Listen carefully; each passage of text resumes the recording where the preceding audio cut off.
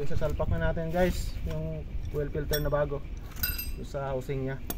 Yung gamit dyan is 24mm na socket sa mga nagtatanong, para hindi na kayo mahirapan kung anong gagamitin yung wrench. Socket na 24. Salpak natin, pakita ko sa inyo.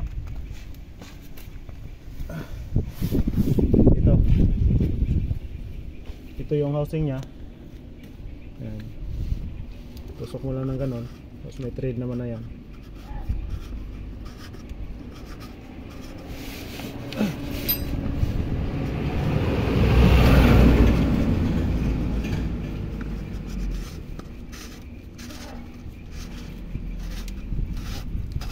Lahat ba ng sasakyan may ganyan o? Iba-ibang ano.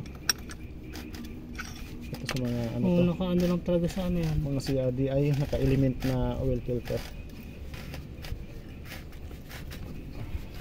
Ayan.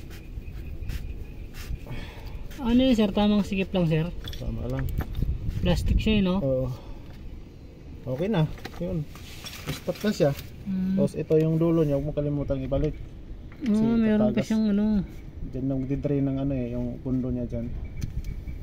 Para hindi. Anong gamit dyan sir? Magtagas. Allen ring. Allen rings number 5. Tamang sikip lang din. Okay. So tapos.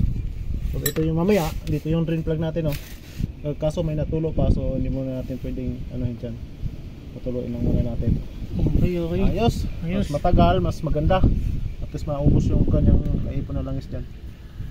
Okay. Okay. Ano nga itong unit mo sir? Santa Fe.